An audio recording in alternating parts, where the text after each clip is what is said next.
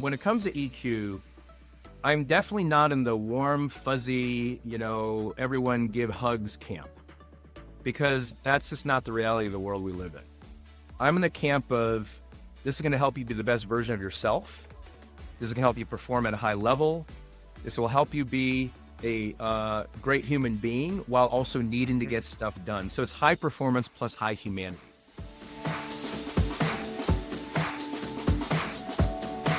Welcome back to Facing Disruption, where we explore what it takes to thrive in our rapidly changing world. Today's topic is something I think is critical: emotional intelligence in the age of AI and automation. As technology reshapes work and life, the most valuable skill isn't what you know as much anymore. It's how you connect, adapt, and lead with empathy. My guest today is Rich Hua, founder of EPIQ Leadership Group. At Amazon, where we worked together in the past, Rich led one of the largest corporate EQ initiatives ever, impacting over 1.5 million people. And now he is on a mission to democratize these human skills for 1 billion people worldwide. Rich believes in EQ. I believe it's the new IQ. This is an indispensable capability for navigating disruption. And before I hand it over to Rich to tell his story, I'd like to quickly thank you for joining in today. And please remember to like and subscribe for new episodes weekly. So let's dive in. Rich, I would love to hear more about your story because I've always loved it. I've heard it so many times. Excellent. Well, it is wonderful to be with you here today. Thank you for inviting me, AJ. And I think the title of your podcast, Facing Disruption, is extremely appropriate because it's all about disruption today. So as was mentioned, my name is Rich Hua, and I had the privilege of serving as Amazon's Chief EQ Evangelist and Worldwide Head of EPIQ Leadership for the last quite a few years. And I started and founded the EQ at Amazon community, which eventually grew to over 70,000 people, and who are actively engaging and learning, developing, and sharing emotional and social intelligence skills across Amazon and also out to the world at large. And so my story is that I was born in Taiwan, and I came to America when I was 4 years old, and I had 3 things that were going against me. I was very socially awkward, had attention deficit hyperactivity disorder, and I also didn't speak English. And so, interestingly, my initial teachers thought I was cognitively impaired and stuck me in the corner because they thought, this guy, he's really got some serious cognitive issues. And it's because I didn't understand what my English name was. And so after a few days, they finally figured out, okay, we just need to actually call him, we need to help him recognize that Rich is his name. And so it was kind of an ignominious beginning to my education. But I had quite a few sort of unpleasant emotional sort of patterns when I was younger: loneliness, disappointment, discouragement, anger. And so I decided to shut them all off because they were not serving me. And my goal is to become a robot. And I eventually figured out I was actually pretty smart. So I thought, well, let me be a genius robot. That would be like a great version of it. And so it worked out really well for a while. I got straight A's all throughout school. I got a perfect score on the SAT. I got in every college I applied to, studied electrical engineering, computer science, and my genius robot plan was going fantastically until I did one thing that completely screwed it up. I got married. And my wife did not really care about the genius part, and she really didn't like the robot part. She wanted this stuff like, emotional connection, empathy, understanding, vulnerability. I'm like, what is this stuff? And so I realized there's something missing. I have a high IQ, but something was definitely missing in our relationship and all my relationships, actually. And I actually, instead of directly going into engineering, I became a missionary in the Philippines for quite a few years, and then an evangelist for almost a couple of decades. And so it was during that time that I realized, from both a personal and professional perspective, I needed to develop this whole other set of skills, and they were emotional skills. So fast forward, I really grew in those, and over time, executives started coming to me and saying, can you coach me in these? I've been successful here and here and here, but there's something missing in my life, and it seems to be in this emotional social realm. So I did that, in the nonprofit spiritual world, and then I brought it to Oracle, and then I brought it to Amazon. And everywhere that I've gone in the tech world, I've seen the exact same thing over and over and over. Super high IQ people with varying degrees of EQ, and their success is much less dependent on IQ because they're already smart enough. It's much more dependent on their ability to manage themselves and manage relationships, all the way up to C-level executives. And so that's been the genesis of what I've been able to do at Amazon and how I see the need, worldwide, everywhere that I go today. Yeah. So like the self-management, we're going to get into so much of that. It's so important. And you see it when it doesn't happen properly. Yes. Like, let's take a step back and dig into EQ versus IQ, right? And what's the difference there? And, are we talking about soft skills? Did it change to EQ? Is it something different? Like, it seems like there's so many different words flowing around. Yeah. So there are three fundamental things that sort of determine how you think and how you act. They're your IQ, which is sort of your cognitive capabilities, right? People generally think of that as learning and knowledge and application and critical thinking and things like that. The second is your personality, right? That's your tendencies, your preferences, your baseline, if you will, in terms of how you interact with the world at large and then how you think about things, right? And then the third one is EQ. It's your social emotional skills. And they are distinct from IQ in that it's really about being aware of yourself and managing yourself from an emotional perspective. And then also being aware of what other people are thinking and feeling, and then also managing those relationships, again, from an interpersonal perspective. And so you can tell that they're distinct because, to your point, have you ever met a really, really smart person who knows basically everything about a particular topic? But let's just say you wouldn't want to be in a 3-hour car ride with them because it would just be a really unpleasant experience. Or a bunch of really, really super smart people on a team together and they can't get anything done because they all have egos and all trying to show how they're the smartest person, right? So IQ is not directly connected with success because there's something else. And that's in this emotional social realm. So you mentioned an interesting word, soft skills. I'm a bit allergic to that because it just sounds like it's not as important, right? Well, there's hard skills, and then there's soft.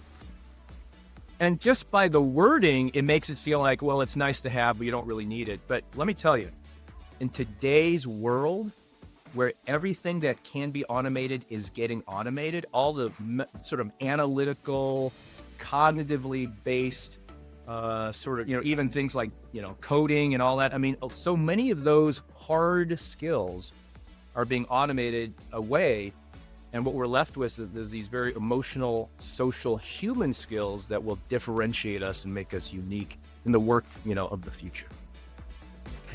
Absolutely. And let's dive into that more. I was just reading an article about it, and something that I've started to talk to people about is that you can no longer be the expert in one thing. You have to be an and person. Yes. You have to be this and that, right? Because a lot of those hard skills are being taken away. How are people responding to that? Where does EQ come into it? Is that the and that we have to find, or is it something else? Yeah. So the way that I frame it, and this is kind of a well-used one, is instead of hard or soft, is human skills. Mm-hmm. What are the human skills that are most critical for we as humans to thrive and succeed in this AI era, in this era of disruption, right? And so it's the ones that are not as easily automated, right? For anybody who's involved in AI, we know that summarization, generating, whether it's text or video or images, insights, there's a whole lot of things that are being automated, and everything that can be absolutely will be. Mm-hmm. What is left on the human side, right? It's things like judgment, based on what we actually believe and value. It's this idea of human judgment, right? That's why we need humans in the loop when it comes to like important decisions. It's critical thinking.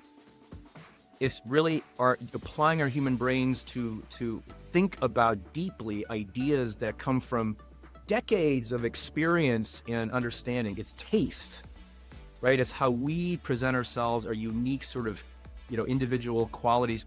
And then on the social emotional side, the World Economic Forum recently released a report that said, here are the skills that humans need to thrive today and over the next 5 years. And there are things such as adaptability and flexibility, right? Leadership and inspiration, empathy and active listening, right? Communication in a way that resonates and, connects with hearts and minds, right?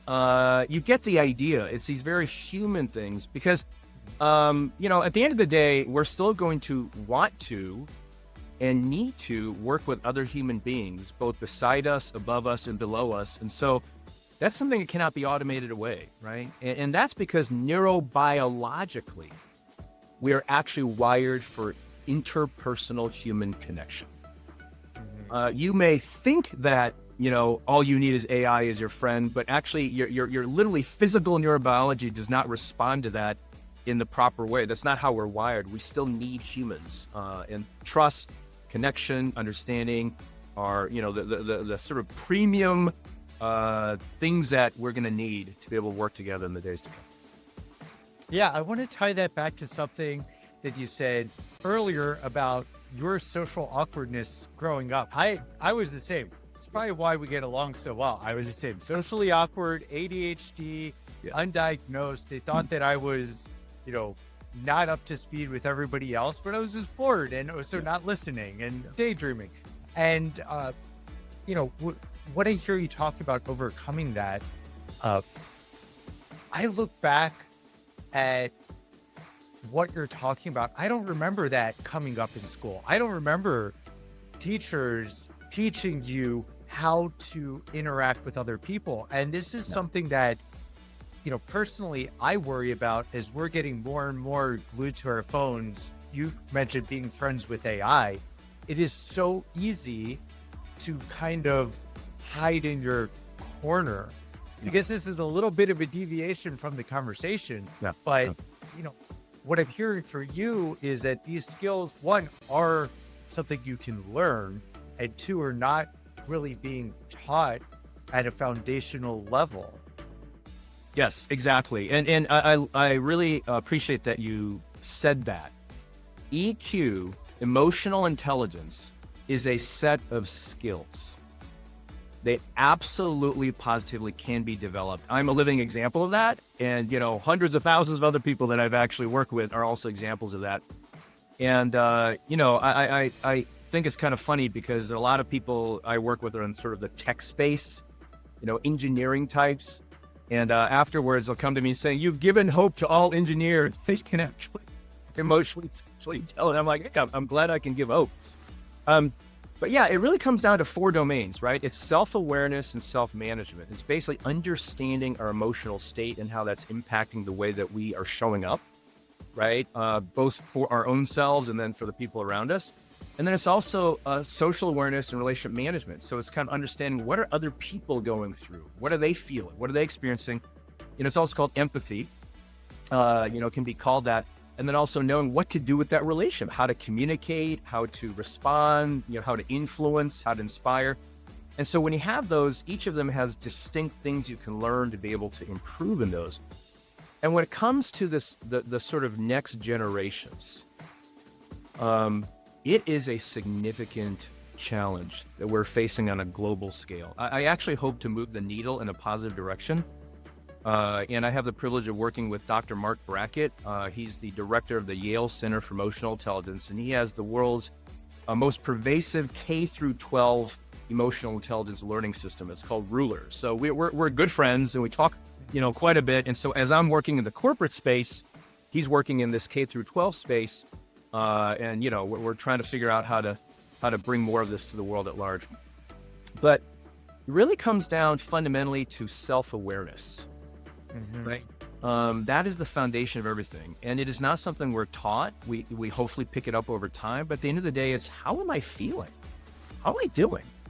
Right? Am I feeling anxious?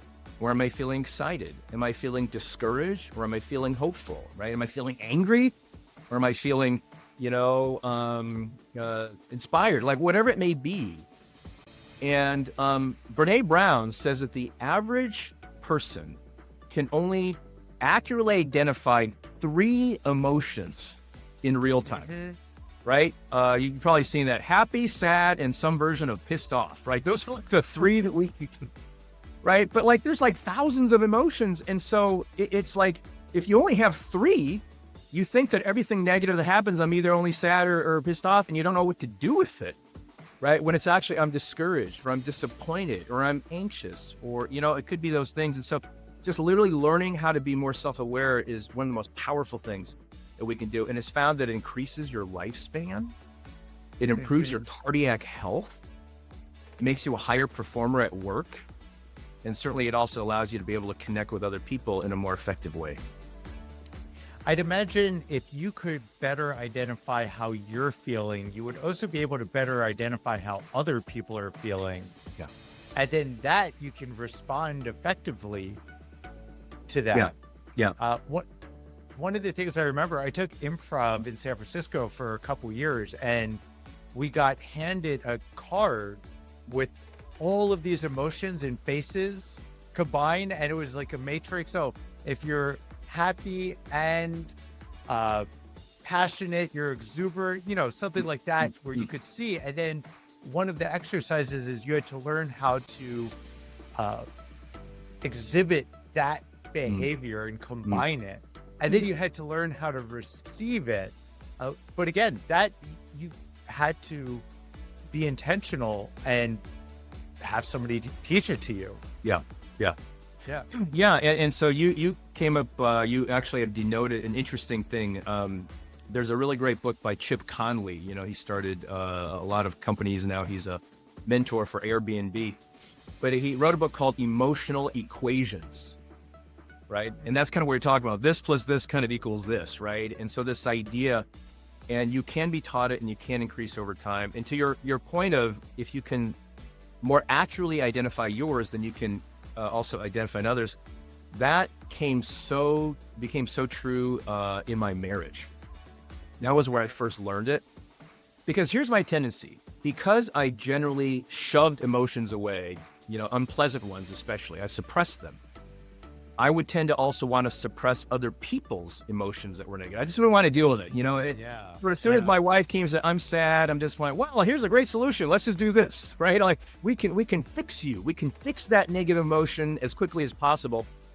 And as I think, many engineering type, guys would know, that doesn't go so well because they're looking for empathy. They're looking for understanding. And I just didn't grasp it. So she felt there was a suboptimal level of emotional understanding and support for many years.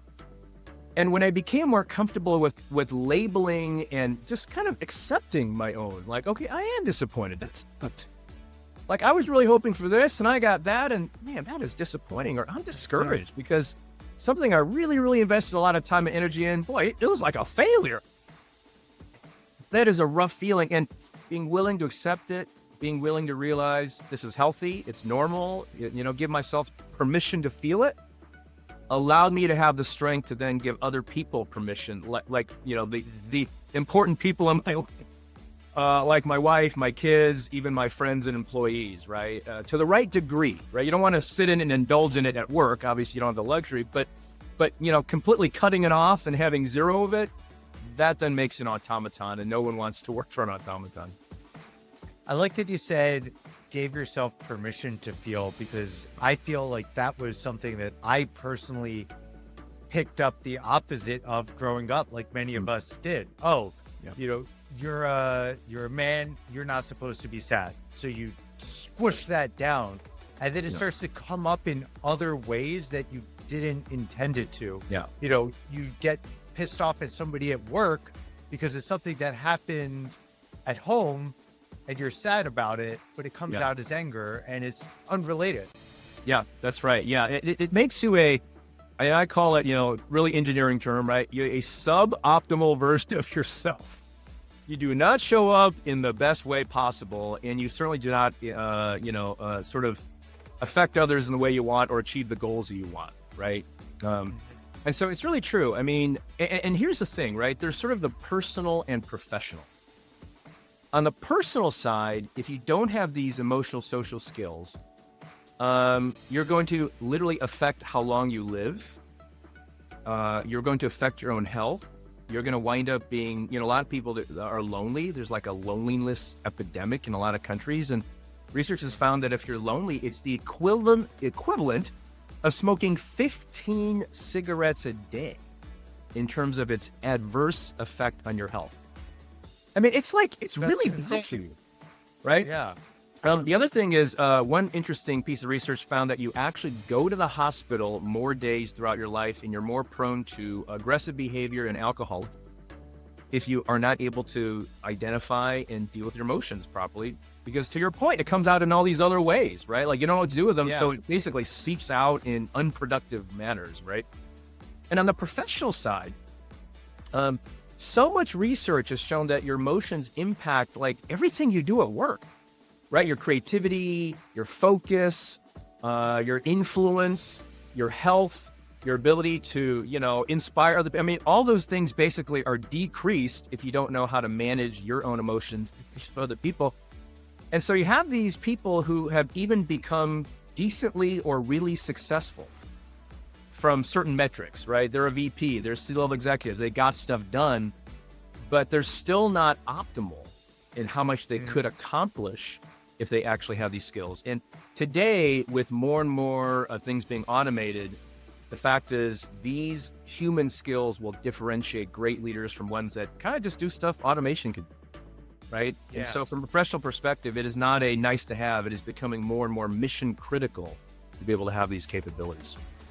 Yeah, so let's dig into the organization a little bit, because we talked about the suboptimal ability to handle your individual personal life, but let's talk a little bit more about the organization structure and how they can collapse and what's at risk when you don't have EQ. Yeah, so I mean, there's so many things going on, right? The fact is, we are in a time of constant change, right? When you say, facing disruption, this is not like, well, we're going to be disrupted for a couple of years and then it's all going to settle. No, we are in an age where there is no end to this tunnel, if you will. Like, we cannot predict the future. There's no way to tell what's going to happen in, 10 years or 5 years, even like a year from now. And so we need to dramatically increase our adaptability, flexibility, reflexes. And that is going to be a combination, and those are social, emotional, as well as cognitive skills. Like, you don't just do that as an automaton because you have emotions about it, right? There's anxiety, there is fear, there is inspiration. And so what leaders need to do is they need to be able to help themselves and their leaders and their people increase these skills. And that's going to be through training. It's going to be through modeling. It's going to be through shifting the culture so that it allows for that and supports that. Because whatever's expected, supported, and rewarded is what people will do, right? And they also need to be able to create mechanisms that help reinforce and nudge those behaviors. So it's a whole cultural shift that has to happen. And what a lot of leaders are missing in AI transformation disruption is they're like, let me figure out what is the best foundation models for my stuff. Let me, do RAG and make sure that the data structures are all there and we've got all the best training and we've designed this great strategy and here's a new workflows. Everyone go do it. Change doesn't happen by fiat. You can't just tell everyone to be different, right? It's a mindset, skill set change as well as a tool set change. And so that's where it comes in. And one of the things that is being said a lot also is that what do leaders actually offer their organizations that automation doesn't, right? Mm-hmm. It's actually inspiration. It's being able to find the meaning and purpose of what they're doing, which is a really powerful driver.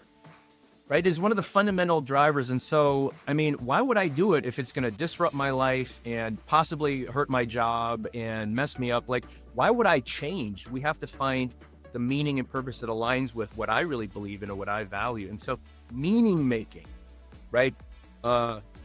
Basically joint ownership and collective purpose. These are things that leaders need to become really, really good at.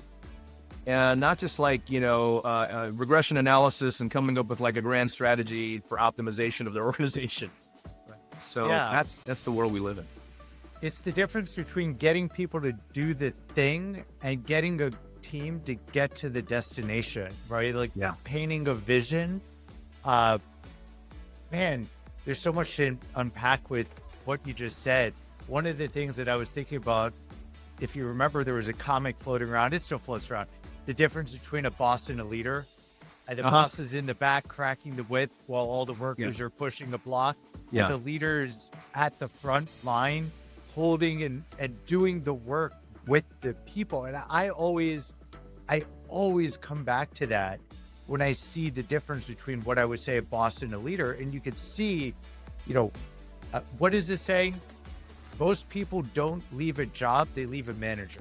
Yeah, that's right. Yeah. Well, and the way that I say it, a lot is it's getting compliance versus getting commitment.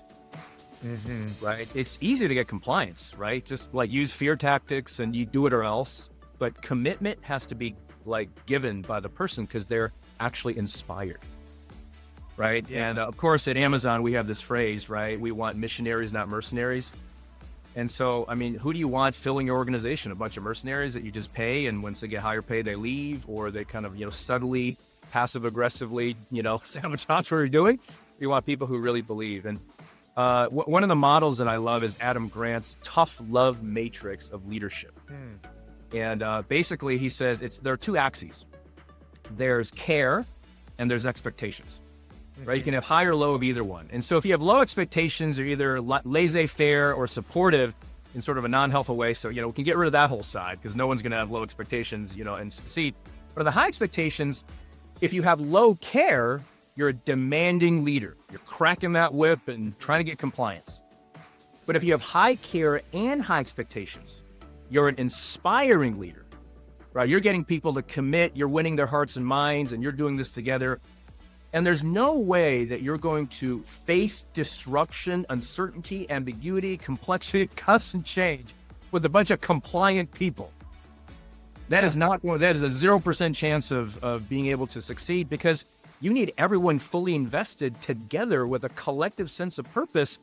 Thus, you must inspire them. And we are optimizing our workforce with 35% more productivity and, 18% more revenue is not an inspiring thing for people. Or what? Not at all. Yeah. And this goes back to what you're saying. I mean, with AI coming out and automation, I got to say, I've been working in emerging technologies for 20 years. Every emerging technology is a silver bullet, right? Everybody thinks it is, but this one is the one where I am like, wow, this is disrupting so much.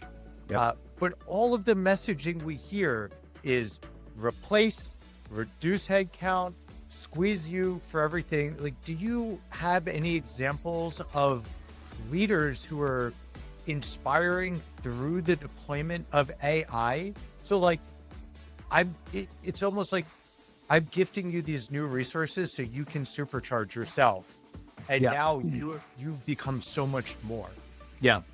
I actually have a lot of awesome examples of people who've done that. Wonderful. I will give you a sort of a concept that literally just came out from McKinsey.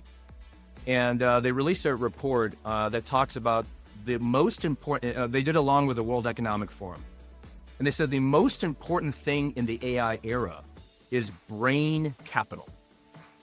And it's kind of a cool term, right? People always come with cool terms to describe pretty much the same thing, right? But the bottom line is brain capital is brain health, which is, mental, emotional health, and it's brain skills, right? And no surprise, these brain skills are actually EQ skills, right? Their empathy, their adaptability, their basically influence. So The brain skills they specifically mention are not like just on the cognitive side. I mean, there's critical thinking as well, but it's a combination of EQ and IQ, right?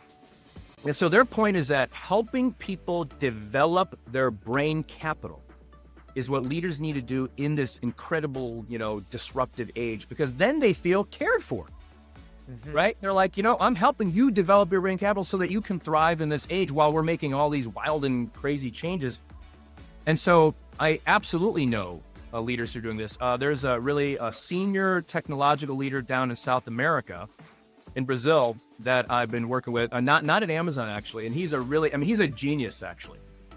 He has a photographic memory, and he's led this, incredible technological organization for a while. And so we were working over the last few years with helping them learn more about EQ, learn more about sort of an EPIQ framework for leadership. We engaged multiple times with workshops. He got every one of his managers trained in it. And what's happening is, while his colleagues are really burning out and losing their people, more and more people are wanting to join his organization because they go, this is a healthy one. And something he told me that was really interesting. He goes, one of the powerful anecdotal things that has happened is that before, people would not really speak up very much about their challenges, either professionally or personally, what's going on. I've seen a notable increase in that over the last couple of years since we've begun the work together on this. Now people are bringing their problems up more regularly. They're talking about how they're actually doing. They're helping each other and supporting each other with the challenges. It's more psychologically safe, and it's also more innovative, and they're solving problems more quickly. And from a data perspective, their engagement metrics have gone up, to a statistically significant degree. And so I love that, right? So this is a hardcore engineering leader who's super high IQ and integrating with EQ, and it's having quantifiable impact. So this is, in South America, now they've become known as that's the place you want to go work, because that's a great culture, and they're getting really awesome stuff done, but it's also, a place that you would enjoy being at.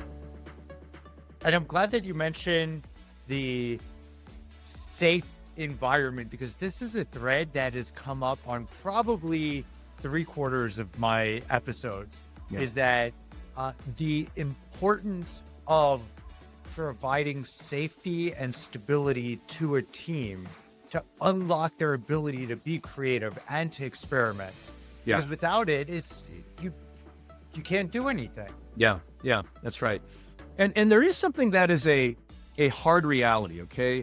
When it comes to EQ, I'm definitely not in the warm, fuzzy, everyone give hugs camp, because that's just not the reality of the world we live in. I'm in the camp of, this is going to help you be the best version of yourself. This is going to help you perform at a high level. This will help you be a great human being while also needing to get stuff done. So it's high performance plus high humanity. And that does involve making tough decisions. Like one of the things people don't actually understand about psychological safety, it's a place where you can bring things up, you can ask questions, you can debate things even with your manager, and disagree and have these these conversations. We can make mistakes. You can without fear of reprisal, right? In the sense of you're not just going to be punished for bringing stuff up, but it does not mean that you lower the standard. It does not mean that there are no consequences all the time. It does not mean you may not lose your job because of low performance or, reorganizations. But there's no guarantees there. And so when people say, I want to feel safe, it doesn't mean, oh, well, I'm going to be guaranteed this job for the next 20 years. That's not what it means. It means I can bring things up and we can be a learning organization together, right? And one of the examples I love to use is the U.S. Navy SEALs. Right? They are actually very psychologically safe, meaning you can bring stuff up, you can challenge your commander, you can talk about whatever, like it is all out there because, lives are at stake. It doesn't mean you won't die if you go out on a mission, right? And it doesn't mean that, you have a permanent role in the Navy SEALs, but so that's the thing people need to understand. So we do need this environment of we care about each other deeply, we're here for each other, but crap still happens, and that's just life. And so kind of holding space for both of that takes a level of awareness and emotional intelligence. I feel like it's one of those words that suffers the same impact that soft skills faces, where it just when you say, oh, this is a safe area to innovate, it feels soft and like the expectations are down. So maybe we need another, a better word for that to really convey the meaning when we say, yeah, this organization is a safe organization to be innovative, to be experimental. Yeah. And one that I actually like that actually says it well is we have a culture of experimentation, right? We have a culture where we try things, not everything's going to work out. A lot of it's going to fail. Another term that Amy Edmondson actually uses, she's actually, I've had a chance to talk to her on several occasions. She actually hates what's happened to the term psychological safety also because it's been kind of, misrepresented. It's used, but it's essentially a learning and experimenting organization. That's really what it is, right? And interestingly, when people say, hey, it's safe to fail, they kind of misunderstand it because there are different kinds of failure. And she says there's actually three kinds, in her model, right? There's basic failures, which is, you were taught, you were trained, you knew better, and you should not have made the mistake, right? You sabotaged it, or you were inattentive in a way that you should not have been. So that's like unacceptable, right? That you should not have these basic failures, right? Standard operating procedure in, operating heavy machinery in a manufacturing plant, right? You knew what you're supposed to do. The second is what she calls complex failures. And those are things where it's like in a complex system, things are going to go wrong. Hospital, aircraft carrier, data center, you get the idea. And so you just accept a certain number of things will happen and find them quickly, resolve them quickly. Don't blame the people, but fix the system, right? And that's what happens, of course, you and I know this at Amazon, when things go awry at a data center, maybe there's like a large scale event or, what people would call an outage. You don't like blame the person who fat fingered something. You're like, why were they even able to do that? And so you fix the systemic issue, right? So catch them early. Don't blame the person, have as few as possible, but recognize that it's going to happen. The third one is basically, in the new frontier, right, of failure. It's like innovation. We've never been here before. We've never done this before. We have no playbook. And so the point is to have a lot of those kinds of failures at the right scale, right? You don't want to like put all your money in one bucket and have it cataclysmically fail. Yeah. But she calls these intelligent failures. And you need to have a lot of them at the right scale if you're going to actually innovate. And so that kind of organization where people feel like they can have a lot of intelligent failures, that's where you're going to actually get high performance and high innovation. Exactly. I hate the term failure, this whole fail fast. And here's the reason why, is because we were never trained to think of it other than something that we're going to be punished for. You get an F, you hide your report card. Yeah. Right? Yeah, so for organizations, I always felt that to come in and say, embrace failure, fail fast, celebrate it. Nobody's prepared for that. So I call it success with extra steps. Right? Because you didn't fail, you learned something. Yes. Right? And that's what's important. And then that drives me into something that you said before that I'd love to touch on is you're going to get the behaviors that you incentivize. Yep. So how do you start incentivizing this as an organization, as a leader, so that you get the behaviors that you want out of people? Yeah. So in order to shift a culture and help it evolve, and this is exactly what I've done at Amazon and multiple other companies that I work with, at a senior level, you need to make the behaviors you desire expected, supported, and rewarded. Because that is the incentive, right? Like, how do we expect you to act? It may be different than what we were expecting before. There's a mindset shift and a skill set shift, right? We're going to support it, right? When you do it, we're going to go, hey, okay, we're here to sort of nudge and also buoy these types of things as you're learning. And then, of course, reward it, right? Calling it out and giving it, airtime and saying, hey, I appreciate that. Like, I'll give you an example. A big one is speaking up in meetings and disagreeing with the leader. A lot of leaders say they want that, but first of all, do they really want it? Right? And so when somebody disagrees with you, how do you actually respond? Thanks for that. We're going to move on. Where do you go? Thank you for bringing that up. I had not thought about that. Let's talk about this more at length. or let's have a one-on-one. I want to understand better your perspective because I may be missing something. You just made it rewarded, and that actually encourages people, obviously, right? But there are three fundamental things that need to be done to actually evolve a culture. It's ability, motivation, and opportunity.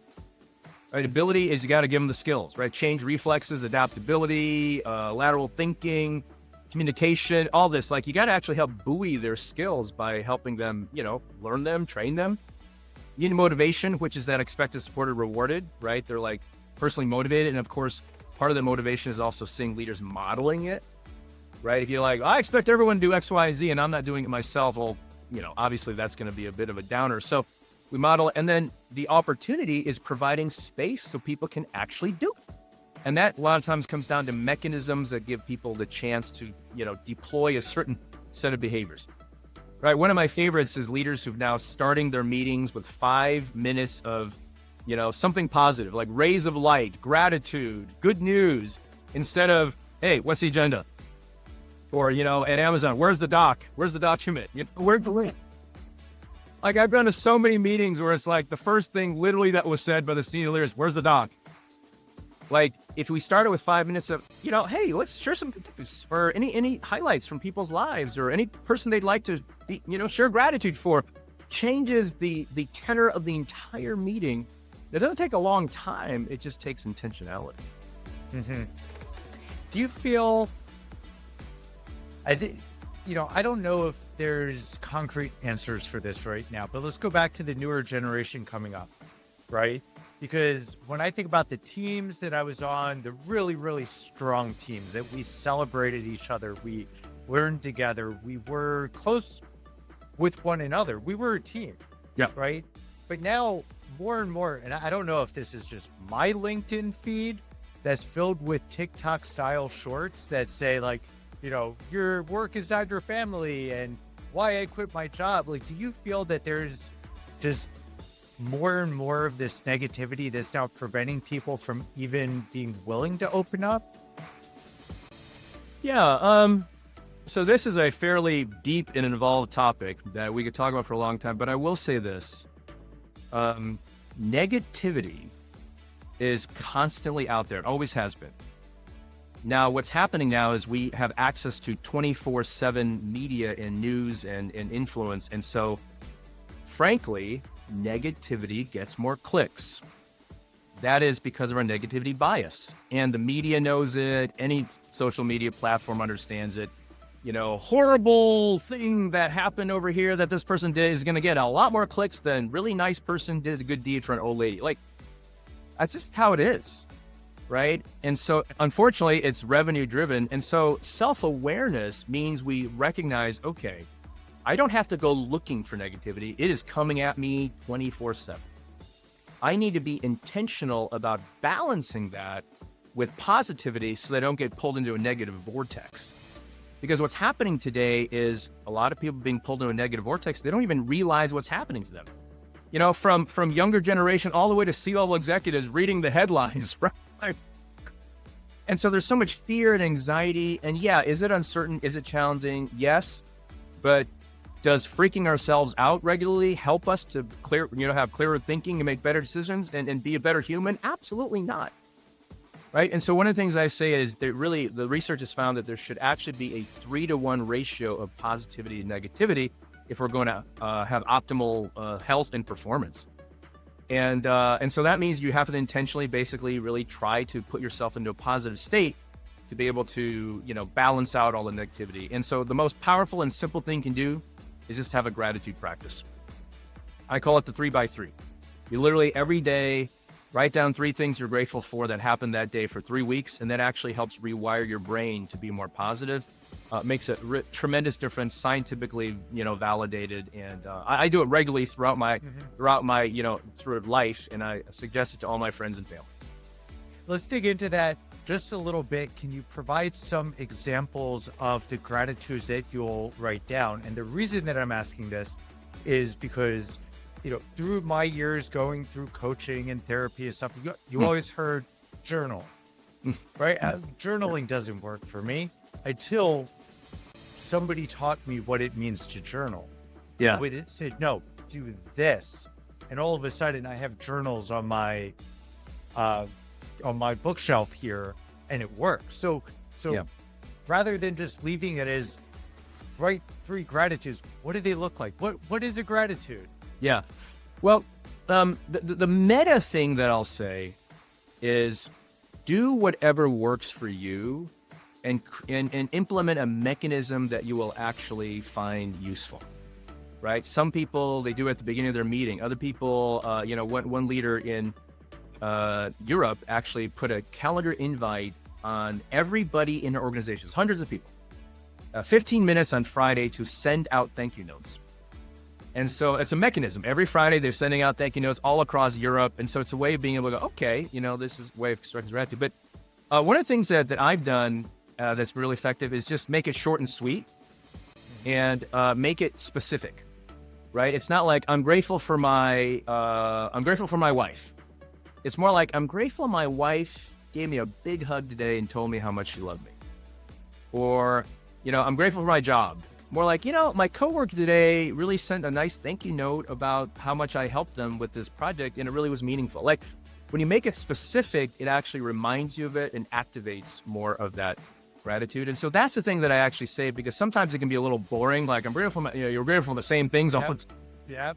So it's not the things, it's the events that actually happen. And the research has found that it literally rewires your brain to notice more things throughout the day that you're grateful for, which in turn elevates your mood and your positive outlook. So that's what I generally suggest to people. I would love to give you an opportunity to talk about what you're doing now with EPIQ, and also describe what EPIQ is, because we didn't even tell what EPIQ was. Yeah. Let's talk a little bit about what you're doing now with EPIQ and how you're bringing this to 1 billion people. Yeah. So my original iteration of it at Amazon was EPIC, and it stood for Empathy, Purpose, Inspiration, and Connection. Just kind of a cool way of being able to package it. And that's spread across, again, 1.5 million people. I now have my new updated thought about what people need, and I call it EPIQ. And it's a nod, obviously, to what I did before, but EPIQ stands for EQ plus IQ. Because to thrive and succeed in today's world, you need EQ plus IQ. One without the other is necessary, but not sufficient. Right? Again, you can be the smartest person in the world, but if you don't have social emotional skills, you will be extremely limited in your effectiveness. On the other hand, if you're really emotionally intelligent, don't have the IQ capabilities, you won't get the job. You need both. And so when you look at what's happening, is what I'm trying to do is help leaders and organizations optimize their brains to thrive and succeed in the AI era. And so on the EQ side, it's things like self-awareness, it's things like adaptability, it's things like empathy, it's things like influence. On the IQ side is things like critical thinking, metacognition, right? Cognitive flexibility, intellectual humility. You get the idea. When you put these two together, they're incredibly powerful, right? And so it's not one or the other. It is a harmony of EQ plus IQ for the leaders and professionals who want to really differentiate themselves and thrive in this age. So everyone's saying, hey, basically get really good at AI, become an AI Jedi, up-level your skills. Yes, you need to do that. And those will be table stakes. Because the reality is AI is amazing, but as it gets better and better and better, it's automating itself, right? And so it's kind of like saying, get really good at using the internet. Like, there's nobody who gets hired today because they're really good at using the internet, unless they're creating the internet, right? So it's going to become table stakes, technical skills. Everyone's going to get to a certain level, and that's going to be good enough. And it's higher than what most people have now, but eventually we're going to arrive there, just like with the internet or typing or whatever other things. And then the social human side will be the differentiators. And one really fascinating thing that I'm also helping people realize is knowing how to lead teams that are truly diverse, in that you have humans and AI agents. Like, we're now talking a different life form, or so to speak, right? So it's not just diversity among humans. It's also, you're going to have like automation and humans, and how we work together and orchestrate and lead those teams. Wow. I mean, that's a whole new world right there. I think that we're going to have to get into another conversation about that, because I was just talking to somebody about this hypothetical situation where we start having scrum masters for agent teams working with, they're coming on the stand up. Oh, today That's right. blah, blah, blah, blah, blah. That's right. And then the agents will take over. Yeah, it's interesting. So the uncertain thing and the disruptive thing is, how are humans and AI agents going to interact? We don't know. We have no idea. We have to figure this out as we go. We must let the answers emerge as we continuously experiment, adapt, iterate. And so that's why those skills are so important. And you and I literally cannot imagine what it's going to look like in 5 years. We can postulate, but we have no idea. And the reality is nobody does, right? Even Amy Webb, a futurist, right? One of the most well-known futurists, she says futurism is basically coming up with a whole lot of thoughts about what might happen in the future, but we have no idea. We're just looking at trends and nobody knows. And so that's the both exciting thing about the future, but also really scary thing about the future. Yeah, this has been an absolutely wonderful conversation. I think two things, the propensity to view negative information versus we need a 3-to-1 of positive information to negative. So I guess we have two paths we can go. Either we could both make some for our thumbnail, or we create a spin-off of TikTok that shows you nothing but positive information. It makes you feel good. And then has you journal at the end of it. That's the world I want to live in. Yeah. That would be great if people started focusing on the positive. Yeah, that would be. I will say, though, that people have tried to do that and all of them have failed. And that is because you have to align with the energy that's already going if you want to shift a culture. And we have a human, literally neurobiological propensity to find negative things more salient and more interesting. And so you cannot succeed by only offering positive stuff, because again, no one's going to go to it because it's just, it's a weird thing. So you must basically figure out how to take this natural propensity energy and slightly redirect it rather than just offering something alternative. And that's actually how I built an EQ. I call it movement at Amazon and at these other companies. Instead of going, hey, we just all need to be kinder and more empathetic. That would not have really gone very well. But it's more and said, hey, we want to be high performing. We want to get results. We want to be customer obsessed. We want to be innovative. Here are some things that can help us solve some business problems with greater connection and understanding. And I've been taking martial arts for 25 years. And so the version that I do is called Hapkido. And it's this idea of slightly redirecting energy rather than opposing it, because it's, economy of motion. And when you do that, you have a higher chance of improving. So I don't want to be negative about the idea of being positive, but I also realize that our human nature, we have to basically, sort of just slightly redirect it so that ultimately it winds up going in a better direction. Yeah, it's a nudging behavior. You take little steps to get to where you need to go, but they have to be intentional. Yeah, that's right. That's right. Thank you so much for your time. I cannot wait to see all of this stuff that's coming out of the work you're doing. And hey, we're going to change the world, even if it's for one person. Yeah. That's the goal. It really is. I really hope so. It is one person at a time. And if anybody's interested in continuing or learning more about emotional intelligence, there's a few things you can do. You can follow me on LinkedIn. I post basically every workday with something that will help make you a better version of yourself, hopefully. You can also subscribe to my Substack. I have a Substack newsletter called EQ and Success. And so, throughout the week, I post longer articles about that. And so those are things that you can do to be able to, help yourself. And of course, I have my website, richardhua.co. I think we'll probably include it in the notes. But if you want to find out more just about the work that I do, because this need is greater than ever. And it's not just about, let's make the world a happier place. I mean, I actually do hope for that. But as we're trying to get there, let's just help people thrive and maybe even survive in this age of disruption. And there are specific things you can do to help yourself have a higher probability of thriving and succeeding. And this definitely is in the EPIQ skill set. So I hope I can help a lot of people develop.